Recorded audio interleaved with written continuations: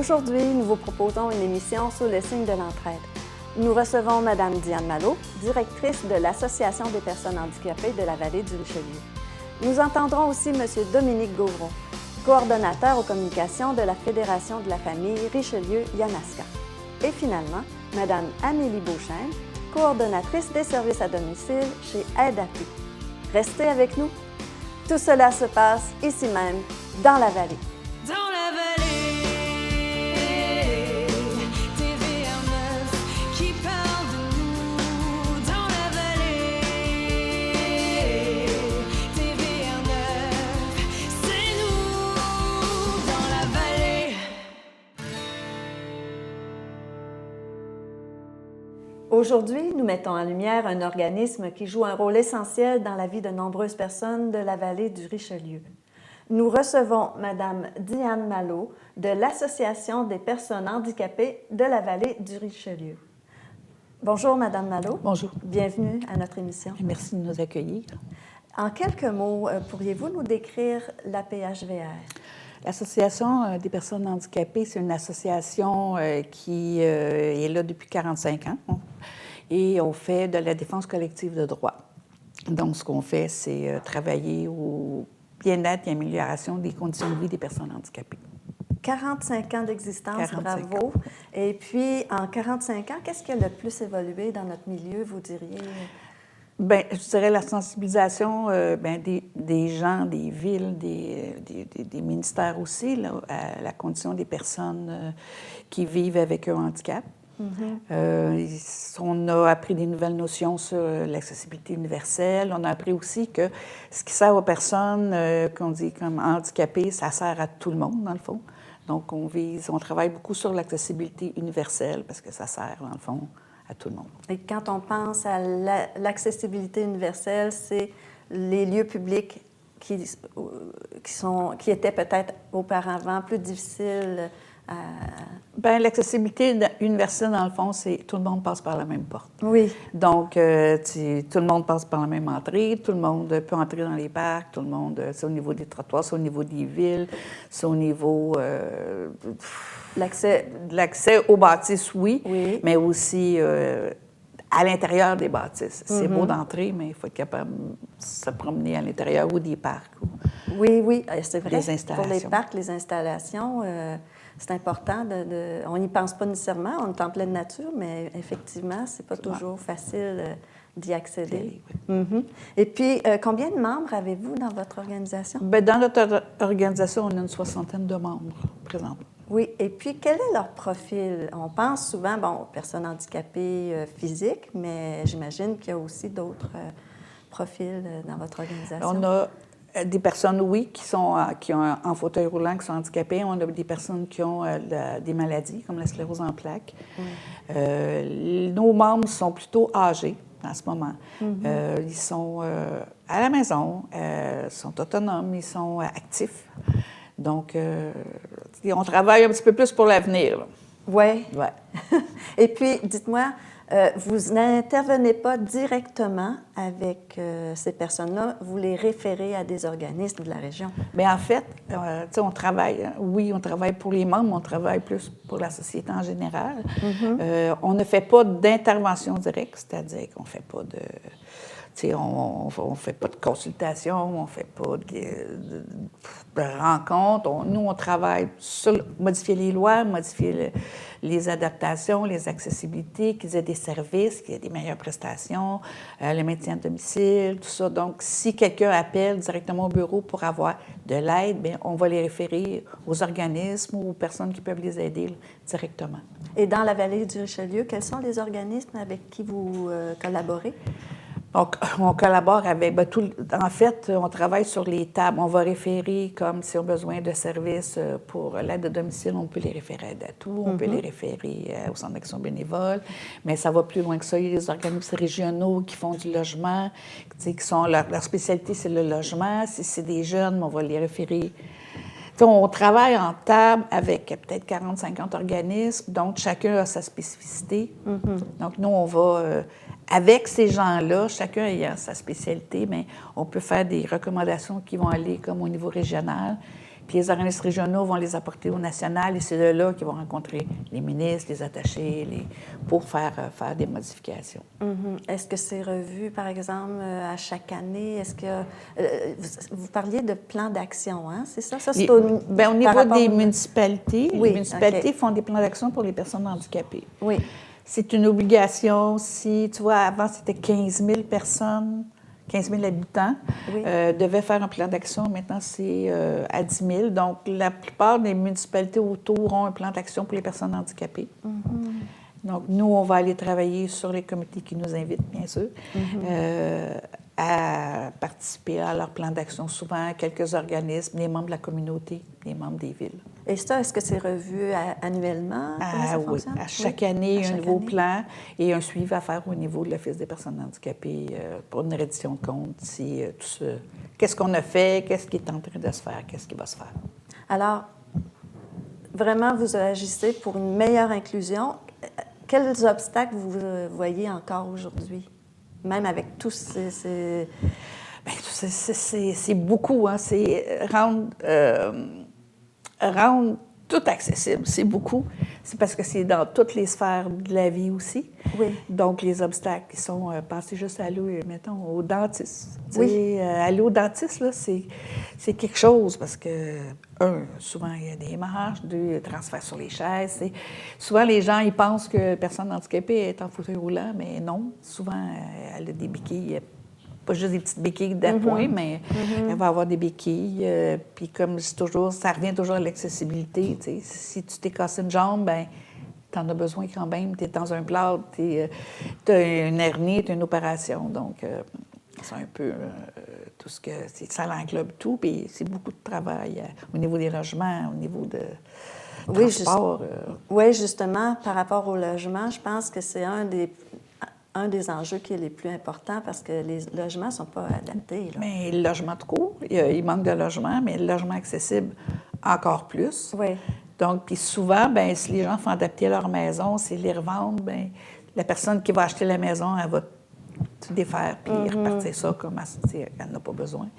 Donc, il y a un gros manque de logement adapté. Et puis, dites-moi, j'imagine vous accompagnez quand même les personnes là, qui sont, mettons, nouvellement en difficulté.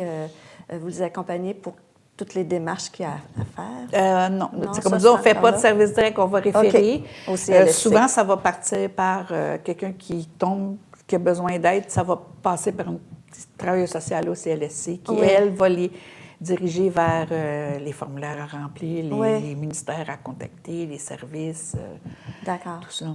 Mais nous, on va référer. C'est ce qu'on fait. Voilà. Mais dans le fond, vous représentez l'ensemble. Vous n'êtes pas un individu comme tel, mais l'ensemble. C'est l'ensemble, c'est de la défense collective. Exact. Donc, comme je dis, c'est plus pour l'avenir. C'est sûr que c'est pour le présent. Chaque année, on essaie de faire une petite différence. Il se fait des choses dans les villes, ça, on les voit.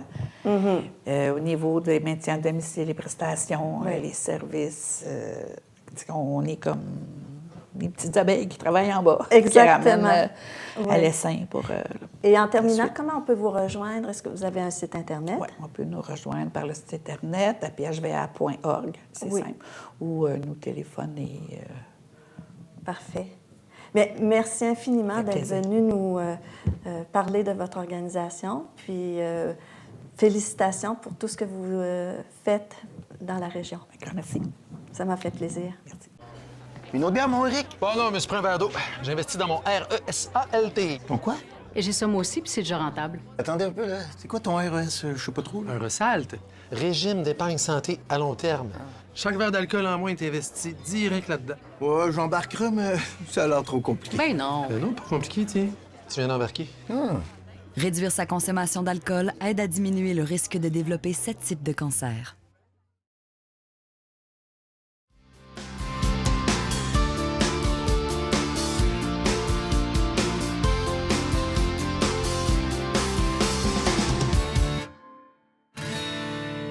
Chers téléspectateurs, nous braquons maintenant les projecteurs sur un organisme qui contribue activement au mieux-être des familles d'ici, la Fédération de la famille Richelieu-Yamaska.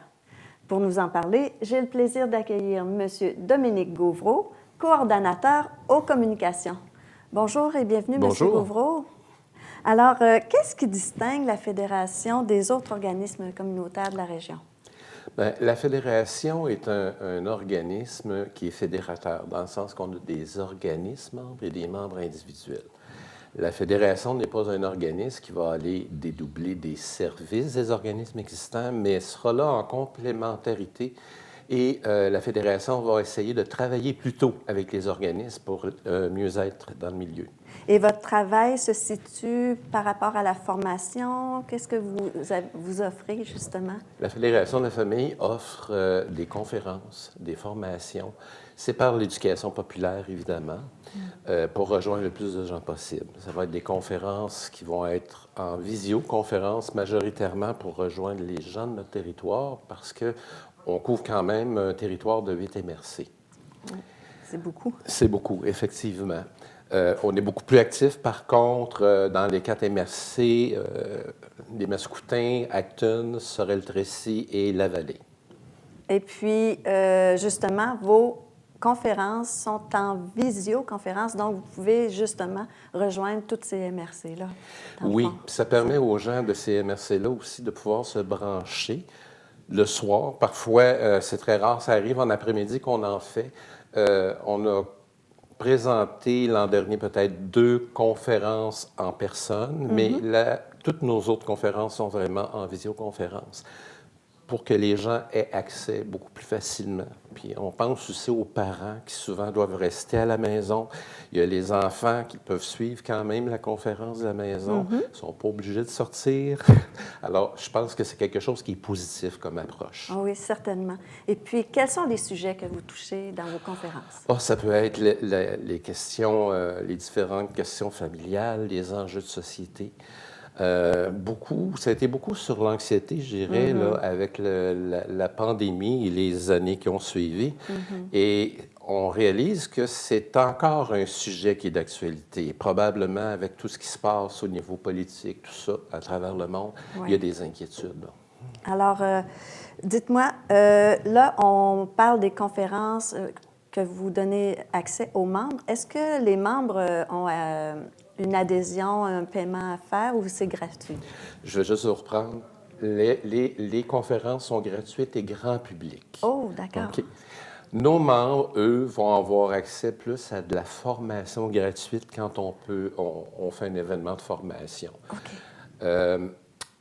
Pour être membre de la Fédération, c'est gratuit, autant pour les organismes que pour les membres individuels. Alors, c'est vraiment que les gens veulent soit participer à notre membrariat par rapport à la mission de l'organisme, en soutien à cette mission-là, ou encore pour collaborer à des projets communs, ce qui est très important pour nous. Alors, justement, projet commun, j'imagine que vous êtes présent sur les tables de conversation, de concertation. Oui, effectivement. Oui. À travers les 4 MRC où je travaille, je suis souvent sur les tables de concertation petite enfance, aînés, jeunesse, et aussi au niveau de la table de la concertation de la violence conjugale, familiale et sexuelle. Oh, ça touche vraiment toutes les générations. Ça touche toutes les générations. Ça me permet aussi d'aller chercher des sujets à travers ces tables-là. Quand je vois qu'il y a des choses importantes qui sont discutées, est-ce qu'on ne pourrait pas faire une conférence éducation populaire par rapport à ces sujets-là? D'accord. Maintenant, vous venez d'aménager dans un tout nouveau lieu. Oui, ça fait depuis lundi dernier, que nous avons déménagé sur la rue des Rochers à Saint-Hyacinthe. Alors, c'est un nouveau local. Et en plus, ce qui est un avantage pour nous, c'est que c'est dans un de nos organismes membres. Alors, c'est comme continuer aussi cette forme de concertation-là, puis ça nous permet de se voir plus régulièrement avec ces... Mais dites-moi, c'est ça. Donc, quels sont les organismes avec qui vous travaillez, vous échangez? Présentement, là-bas, nous sommes avec l'Association des familles de parents d'enfants handicapés. Ah oui, d'accord. Entre autres. Il y a aussi, au même endroit, l'Association des personnes aphasiques, Richelieu-Yamaska. Alors, ça, c'est les 3 organismes présents à cet endroit-là en ce moment. Mais par contre, au niveau des échanges, la concertation, je veux dire, On en fait beaucoup au niveau des organismes de la région ici. Je pense à la Maison de la famille Oui. de la vallée qui est membre chez nous. On a Bonjour Soleil qui est membre chez nous. L'Arc-en-Ciel aussi est membre chez nous. Alors, il peut y avoir à un moment donné des projets collaboratifs qui vont naître de cette association-là comme membre. D'accord. J'imagine que les bénévoles qui font partie de ces organismes-là, vous pouvez leur offrir des formations. Oui, effectivement. Tous les organismes qui sont membres de la Fédération, lorsqu'on fait une formation sur le territoire où ils sont, peuvent aussi inscrire tous leurs bénévoles gratuitement. C'est parce qu'on s'entend qu'il y a beaucoup de formations qui est donnée pour les intervenants des milieux, mais souvent, les bénévoles, malheureusement, sont ignorés. Oui. Alors, l'avantage pour eux, c'est qu'ils ont accès par nous à des formations gratuites. Et je voyais que vous avez vraiment beaucoup de conférences, là, au moins 2 par mois. Et il y en a une qui s'en vient là, en avril, je crois, Oui. qui est vraiment importante. Parlez-nous-en. Oui, en avril, le 29 avril, la Fédération a invité le Centre de femmes L'Essentiel de Belleuil à venir présenter une conférence sur le féminisme. Alors, c'est Jessica Boutin, qui est une intervenante à cet organisme-là, qui va la faire en visioconférence. Et je crois personnellement que c'est important de parler du féminisme, de l'état des choses en ce moment. Ouais. Et comment est-ce que le féminisme peut évoluer dans l'avenir? Alors, moi, je me réjouis beaucoup de cette conférence-là faite avec un organisme du milieu. Oui, c'est vraiment important, surtout avec ce qu'on entend sur le discours masculin. Masculiniste. Oui, et tout voilà. ça, oui. Alors, votre conférence tombe bien. Oui, Vraiment. oui, c'est important. Et- Oui.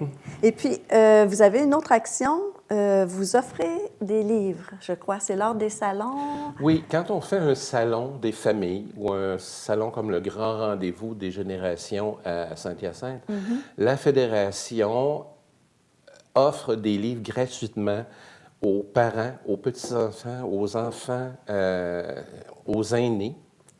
Et le but, c'est de stimuler au niveau de la lecture. On sait qu'un jeune enfant, s'il n'a pas contact avec la lecture avant l'âge de 5 ans, il va avoir des troubles d'apprentissage.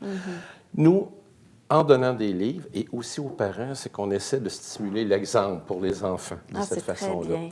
Alors, ces livres-là, bon, il y a la lecture en cadeau qui nous envoie des livres, il y a le Centre de la famille Saint-Pie qui nous en fournit aussi.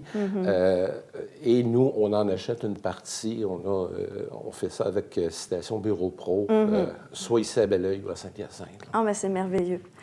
C'est vraiment tout le temps qu'on a ensemble. Dites-moi, si quelqu'un veut vous soutenir, comment on peut vous rejoindre? Bien, vous pouvez nous rejoindre par notre site Internet, qui est je vais vous dire l'adresse simple, ffry.ca.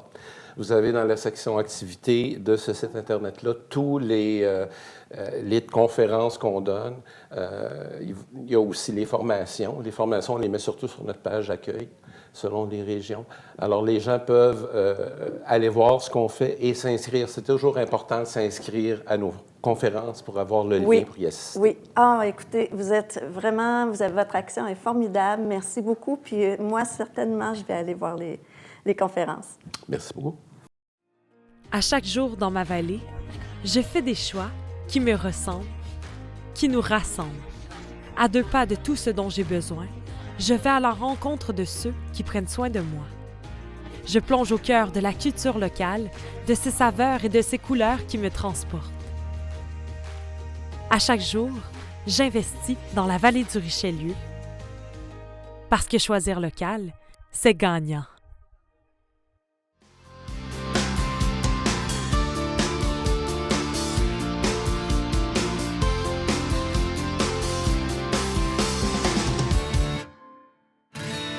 Nous recevons une organisation essentielle au bien-être des gens de la vallée du Richelieu. Aide à tout. Une coopérative de solidarité qui accompagne de nombreuses personnes dans leur maintien à domicile grâce à un vaste ensemble de services. Pour en parler, j'ai le plaisir d'accueillir Mme Amélie Beauchesne, coordonnatrice des services à domicile. Bonjour et bienvenue, Mme Beauchesne. Bonjour, merci de m'accueillir aujourd'hui. Ça nous fait plaisir. Parlez-nous de la mission d'Aide à tout. La mission d'Aide à tous, c'est œuvrer à la qualité de vie pour le maintien à domicile des citoyens de la vallée du Richelieu et Saint-Bruno qui présentent des déficiences intellectuelles ou physiques. Donc, on est vraiment dans le maintien à domicile. Et quels sont les services que vous offrez? On commence par aller chez les gens pour l'aide à la vie domestique, donc tout ce qui est entretien ménager, préparation de repas, lessive. On accompagne les gens aussi à faire leurs courses s'ils ont la possibilité de pouvoir aller avec l'employé. Ils vont se présenter à l'épicerie, faire l'épicerie eux-mêmes, sinon l'employé peut aller pour eux. Et on a aussi le volet soins d'assistance personnelle, répit pour proches aidants. Donc, tout ce qui est lever, coucher la personne, donner du répit aux proches aidants, les soins d'hygiène, les transferts. Et pour le répit, est-ce que c'est uniquement durant la journée, durant la semaine? On fait 7 jours semaine, toute la journée et début de soirée. Et puis, qu'est-ce qui vous distingue, là, Aide à tout, par rapport aux autres organismes communautaires? Ça? Bien, en fait, on est à but non lucratif. Oui, donc, d'accord. la coopérative existe pour les membres. Oui. Le service est donné aux membres. D'accord. Et il y a un tarif à payer, mais le profit, il est redistribué aux membres. Dans la communauté. Oui, exact. Donc, on limite la hausse des tarifs, on redonne aux employés. C'est pour la communauté. D'accord. Et vous avez combien d'employés? Une centaine de personnes à domicile actuellement qui travaillent chez les gens. Une centaine de personnes, c'est vraiment impressionnant, mais vous desservez toute la vallée du Richelieu. Vous avez parlé de Saint-Bruno aussi, Oui, hein? on inclut Saint-Bruno dans la vallée du Richelieu. Donc, vous avez Saint-Hilaire, Belleuil, McMasterville. Avez-vous quelques, comme Saint-Jean-Baptiste? Oui. Oui, aussi. On a Autoburn. On va jusqu'à Saint-Denis, Saint-Antoine. Oui. Et jusqu'à Saint-Bruno. D'accord. Donc, tout ce qui couvre Belleuil, McMaster, Saint-Basile-le-Grand aussi. Et puis, parmi vos membres, qu'est-ce qui est le plus en demande comme service? Est-ce que c'est quand même vraiment tout varié? C'est vraiment varié, Oui. la demande. Oui, oui. Souvent, les gens ils vont premièrement nous appeler pour aller l'aider à faire l'entretien de leur logis. C'est vraiment la première chose souvent que les gens appellent ou beaucoup de proches aidants qui sont fatigués, qui ont besoin d'aide. Oui. Donc, on répond présent pour ces gens-là. Et puis là, tout dernièrement, vous faites partie d'un projet vitrine. Qu'est-ce que ça veut dire exactement? Oui, il y a eu un projet, en fait, qui a été mis sur place. Il y a 3 ESSAD au Québec, donc 3 entreprises comme nous d'économie sociale, qui ont été sélectionnées pour faire l'inclusion de services de soins d'assistance personnelle et répit dans la subvention qui était déjà admissible à la vie domestique. D'accord. Donc, on a inclus cette subvention-là pour les soins d'assistance personnelle qui rend les services admissibles là, à la communauté parce qu'avant, il n'y avait pas cette subvention-là. Donc, les gens nous appelaient, nous disaient qu'il y avait besoin de soins d'assistance personnelle. C'était trop cher. Ils ne pouvaient pas se payer ces soins-là, mais maintenant, ils ont la chance de pouvoir rester à domicile. Ah, ça, c'est vraiment Oui. un plus. Oui. Parce que, veut pas, avec le vieillissement de la population, ça va être une croissance là, pour ces demandes-là. Effectivement, les gens ne veulent pas quitter leur domicile. On les comprend. Ils sont chez eux depuis 50 ans. Ils ne veulent pas avoir à quitter leur maison. Donc, nous, on est là à chaque jour pour pouvoir les aider à rester chez eux le plus longtemps possible. Et Aide à tout, c'est un organisme qui existe depuis combien de temps? 27 ans. 27 ans? 27 ans qu'elle est au cœur de la communauté dans la vallée du Richelieu. C'est impressionnant Oui. quand même. En 27 ans, là, ça veut dire des milliers d'heures que vous avez Oui. offert à la communauté. Oui. C'est Oui. vraiment bravo. Bien, merci. Et puis, bon, on pense souvent aux personnes âgées pour l'aide à domicile, mais votre clientèle est plus large. Oui, elle est variée. Oui. On est là à tout moment, toute personne qui a des besoins, qui ont un problème de santé qui a été connu et qui a été diagnostiqué, on peut aller à la maison. Donc, ça peut être une mère, on peut aller chez une mère monoparentale qui est en dépression. On va aller l'aider à supporter son quotidien. Ça peut être un jeune enfant qui a un handicap physique. On va aller aider les parents, on va aller aider ces jeunes-là. Donc, c'est pas juste les personnes âgées, c'est vraiment tout le monde. Alors, vous avez des références du CLSC, mais Aussi. pas que, j'imagine. Non, il y a beaucoup de demandes. De personnes qui font appel à vous. Alors, comment on peut vous rejoindre pour si on a besoin d'aide à tout? Bien, il y a le numéro vous pouvez toujours nous appeler par téléphone. On répond aussi via le site Web. Quand que vous êtes sur le site Web, il y a une demande, il y a un formulaire de demande d'information. Vous pouvez le remplir. Il y a un membre de l'équipe à l'administration là, qui va vous rappeler dans un délai de maximum 48 heures. Et puis, votre équipe d'employés, ils ont une formation de base? Oui. Et avec le projet Vitrine, j'imagine qu'ils vont avoir des formations prochainement. Oui. En fait, on a tous les employés suivent une formation à l'interne. Oui. Ceux qui font aller faire des soins d'assistance personnelle, des soins de proximité, en fait, répit, hygiène et tout, ils ont une formation reconnue. Donc, ils sont formés, ils sont diplômés pour pouvoir prodiguer des soins de proximité. Et puis, dites-moi, parmi vos services, là, vous avez mentionné l'aide pour le ménage. Pour les repas comme tels, est-ce que vous référez à un organisme où vos employés peuvent contribuer à faire les repas ou pas du tout? Oui. La plupart des gens, ils vont aller avec l'employé faire l'épicerie. Ils vont aller se procurer ce qu'ils ont besoin. Oui. Et rendu à la maison, l'employé va faire des repas avec la personne. Ils peuvent même faire les repas avec les personnes. Oui. On veut l'autonomie. Donc, on va les faire participer à la tâche. Il y en a qui sont... C'est plus difficile de couper des légumes fins. Bien, l'employé va pouvoir couper des légumes pour aider la personne à faire ses repas. Et vous y allez vraiment selon le besoin de la personne. Oui. Et quand je pense au répit, la personne qui se présente, l'employé, est-ce qu'elle fait une certaine stimulation auprès des personnes qui ont besoin? Bien, c'est vraiment à la demande, aux besoins. Donc, si c'est quelqu'un, on va aller... le prochain aidant nous nomme que la personne aime la musique. L'employé va faire jouer une musique, va lire un livre. C'est vraiment aux besoins. On écoute vraiment les besoins de la personne. Alors, vous avez une personne là, qui fait toute l'évaluation du besoin de la personne qui demande de l'aide. Oui. On a une agente d'ouverture de dossier qui se présente sur place, à évaluer le milieu et les besoins de chaque personne.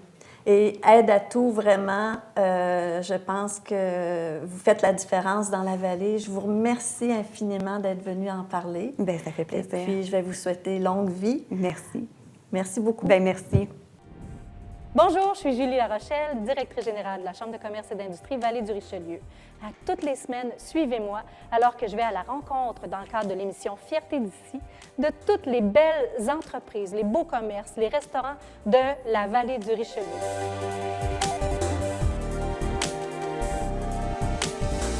Suivez-nous, c'est un rendez-vous Fierté d'ici sur les ondes de TVR9.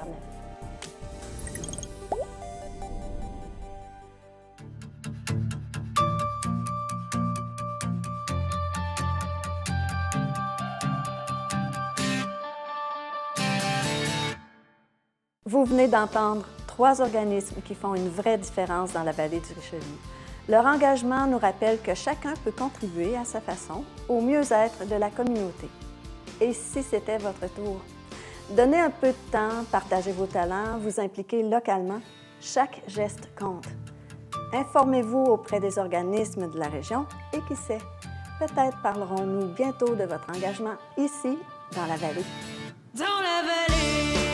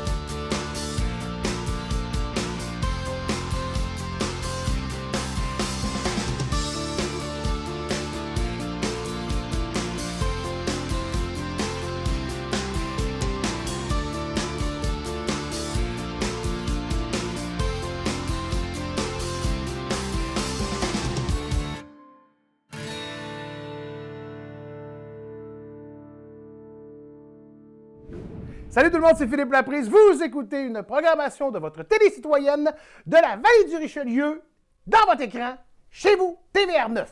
Ça veut dire que c'est votre télé qui vous ressemble à vous autres. Je pense qu'on est cousins, mais je suis pas sûr.